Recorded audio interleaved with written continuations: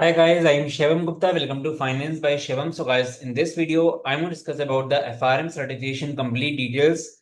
FRM में कैसे आपको क्रैक करना है एग्जाम को, क्या क्या पेपर पैटर्न उसका कैसा है, ठीक है, कितना टाइम ड्यूरेशन लगेगा प्रिपरेशन में, free study material, everything will be covered in this video. So guys, इस एक वीडियो से आपको सारी क्लैरिटी मिल जाएगी regarding the FRM certification.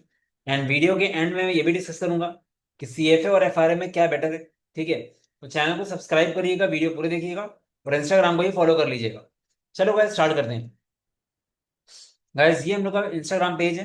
Guys 48,000 plus followers हैं, तो इसको आप जरूर फॉलो करिएगा.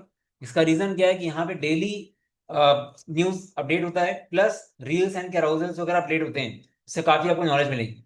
इसका लिंक आपको इस वीडियो के कमेंट सेक्शन में मिल जाएगा, या फिर आप स्कैन कर सकते हैं इसको, यहाँ से भी आपको मिल जाएगा लिंक.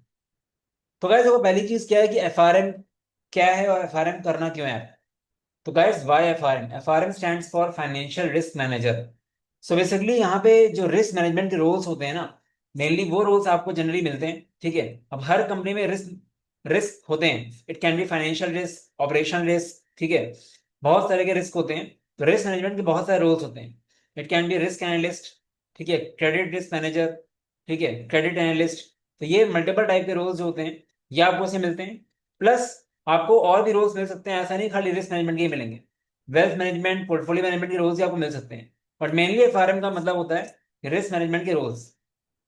गैस कौन कौन इसमें हायर करता है, मतलब किस टाइप की कंपनीज यहाँ पे हायर करती हैं. तो गैस क्रेडिट रेटिंग एजेंसीज, जैसे आपने सुना होगा, क्रेडिट रेटिंग एजेंसीज कौन कौन सी, मूडीज एनालिटिक्स हो गई, ठीक है. उसके अलावा आपका मूडीज एनालिटिक्स के अलावा S&P ग्लोबल हो गई, ठीक है, क्रिसिल हो गई, बहुत पॉपुलर कंपनी है. तो ये कंपनी का काम क्या होता है, इन कंपनी का काम होता है कि बाकी कंपनीज को ये रेट करती हैं बेस्ड ऑन लेंडिंग, मतलब उनका कैसा सिनेरियो फाइनेंशियल रिजल्ट्स के अकॉर्डिंग रेट करती है. आपने देखा हो कई बार किसी कंपनी को AAA+ रेटिंग दी गई है, किसी को B दी गई रेटिंग. तो इनका काम यही होता है, ठीक है, रेट करना. तो ये बहुत बड़ा एक फील्ड है. ठीक है, तो यहाँ पे आपको जॉब मिल सकती है. प्लस गाइस एनबीएफसीज, ठीक है, एनबीएफसीज इसमें हायर करती हैं आपको, non banking financial institutes. Plus banks भी हायर करते हैं, एसेट मैनेजमेंट फर्म्स हायर करती हैं. तो बहुत स्कोप है इसका. ठीक है, तो एफआरएम में जिसको इन इस चीज में किसी को इंटरेस्ट अगर है तो डेफिनेटली उसको एफआरएम करना चाहिए. ठीक है. अब गाइस देखो, यहाँ पे एफआरएम की बात अगर हम कर रहे हैं तो एफआरएम की और डिटेल्स देखते हैं कि पेपर पैटर्न कैसा होता है, एग्जाम कैसा होता है, कितने लेवल्स होते हैं. ठीक है, तो जैसे बात करें अगर एफआरएम की, तो यहाँ पे दो लेवल्स होते हैं गाइस, लेवल 1 एंड लेवल 2. ठीक है, आप दोनों लेवल क्लियर करोगे तभी आप एफआरएम क्वालिफाइड माने जाओगे. एफआरएम लेवल 1 में 100 MCQs होते हैं, एंड लेवल 2 में 80 MCQs होते हैं. ठीक है, अगर मैं बात करूँ सब्जेक्ट्स की, करिकुलम क्या है, तो एफआरएम लेवल 1 में 4 सब्जेक्ट्स हैं: foundation of risk management, quantitative analysis, financial markets and products, valuation risk models. FRM part 2 में अराउंड 6 टॉपिक्स होते हैं गाइस. ठीक है, तो पहले आप एफआरएम 1 दोगे, उसके बाद जब वो क्लियर होगा तब एफआरएम 2 दोगे आप. पेपर पैटर्न कैसा होता है गाइस, नो नेगेटिव मार्किंग होती है, हर क्वेश्चन 1 मार्क्स का होता है. एफआरएम एग्जाम की ड्यूरेशन होती है 4 आवर्स. ठीक है, दोनों लेवल्स की, चाहे लेवल 1 हो चाहे लेवल 2. ठीक है, तो ये हो गया स्ट्रक्चर ऑफ एफआरएम एग्जाम. ठीक है, अगर मैं बात करूँ टाइमलाइन की, तो अराउंड ये मानो कि दोनों लेवल्स के लिए आप 5 से 6 मंथ्स लेके चलो, और लास्ट का 1 मंथ सिर्फ प्रैक्टिस मॉक्स और टेस्ट में देना. ठीक है, वो चीज. अब गैस मेन चीज आती है कि पढ़ना कैसे है, वो रिसोर्सेज कौन से जिससे मेरा पहली बार में 100% क्लियर हो जाए फारे. तो गैस बहुत ही श्योर शॉर्ट रिसोर्सेज है, ठीक है, प्रोवन रिसोर्सेज है. ठीक है, उसके बारे में हम लोग देखते हैं एफआरएम का एग्जाम्स कब कब दे सकते हो आप, और एफआरएम एग्जाम की फीस क्या है. एफआरएम जो है मई, अगस्त या नवंबर के टाइम पे होता है, तो आपको पहले से स्लॉट बुक करना होता है. ठीक है, seats are available on first come first serve basis. Guys registration fees की बात करूं तो गाइस, अर्ली रजिस्ट्रेशन 30 अप्रैल के पहले कर लेते, $600 है. That is close to 48,000 you can say. ठीक है, एंड लेट May 1 के बाद 800 हो जाएगा. ठीक है, तो प्लान करके जल्दी करना तो अच्छा रहेगा, ना पैसे लगेंगे बेकार. ठीक है, तो ये आपका हो गया रजिस्ट्रेशन फीस की डिटेल्स. ठीक है, अब गाइस स्टडी मटेरियल की मैं जो बात कर रहा था, तो बहुत ही श्योर शॉर्ट कौन कौन से हैं. जैसे मैंने सीएफए की वीडियो में बताया था कि जो स्वेशर नोट्स होते हैं कल्पन कंपनी के, ये बहुत सही होते हैं. तो ये आपको अमेजोन में मिल जाएंगे, ये आप ले लो, आपको पूरी पढ़ाई इसी से ही करनी है. 4 बुक्स का सेट होता है लेवल 1 का, इसको अच्छे से आप कर लो कवर। ठीक है, मेन आपका 80% फोकस आपको इसमें करना है, यू कैन से 70% फोकस इसमें करना है, बाकी 20-30% फोकस करना है आपको जो आपको ऑफिशियल स्टडी मटेरियल मिलेगा एफआरएम की तरफ से। ठीक है, उसमें आपको जो प्रैक्टिस टेस्ट होंगे प्लस टॉपिक टेस्ट होंगे उनको देख के अच्छे से एनालाइज करना है। इट इज नॉट इंपॉर्टेंट कि आप कितने टेस्ट दे रहे हो, मैटर करता है जो आपने दिया वो आपको आता कितना है, याद कितना है। तो analysis plays a very very important role. इन लोग की भी ई बुक्स मिलेंगी बट ई बुक्स बहुत ज्यादा कॉम्प्रिहेंसिव होती है, तो मेरे अकॉर्डिंग स्पेशल नोट्स ज्यादा अच्छा रहेगा।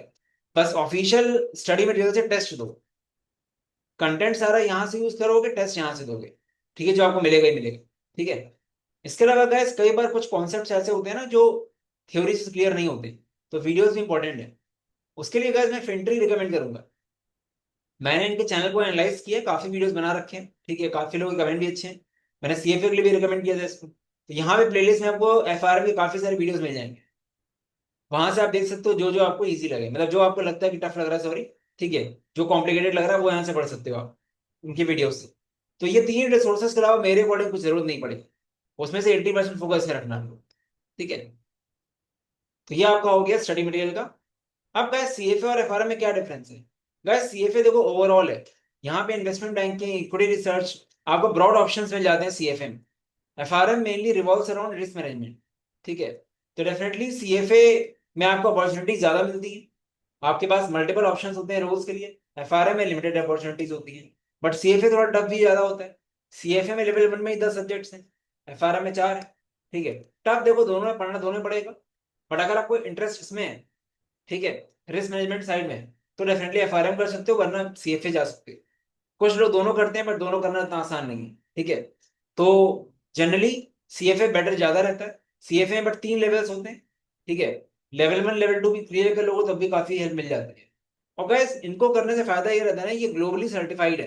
ठीक है, तो आपकी वैल्यू ऐड हो जाती है, वैल्यू ऐड हो जाती है, प्लस आपको नॉलेज भी मिलेगी ना काफी, क्योंकि सीएफए हो या एफआरएम हो, दोनों का करिकुलम काफी स्ट्रांग है। आप पढ़ोगे तो डेफिनेटली नॉलेज मिलेगी, आप वो आपको हेल्प करेगी और आपकी खुद की वैल्यू भी बन रही है। और सबसे बेस्ट कॉम्बिनेशन होता है एमबीए प्लस सीएफए और एमबीए प्लस एफआरएम।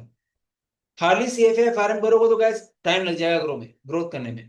आजकल जो अच्छे रोल्स होते हैं ना, like equity research, investment banking, ये सब एमबीए जरूर लेते हैं। तो अच्छे कॉलेज से एमबीए करके फिर सीएफए करो, बेस्ट है, इससे बेस्ट मेरे अकॉर्डिंग नहीं है कुछ। ठीक है, पहली प्रायोरिटी टॉप कॉलेज से एमबीए, फिर सीएफए। कोई एमबीए नहीं कर पाता है तो सीएफए के 3 लेवल्स क्लियर करो, जॉब रोल सर्च करो, सीखो, ग्रो हो जाओगे। ठीक है, बाकी इंटरेस्ट पे डिपेंड करता है, दोनों ही अच्छा है। आई गेस इस वीडियो से क्लैरिटी मिल गई होगी आप लोगों को। ठीक है, बाकी गाइस चैनल को सब्सक्राइब जरूर कर देना क्योंकि इस तरह के वीडियोस आते रहेंगे। ठीक है, चलो guys, all the best, bye bye, you all can leave now.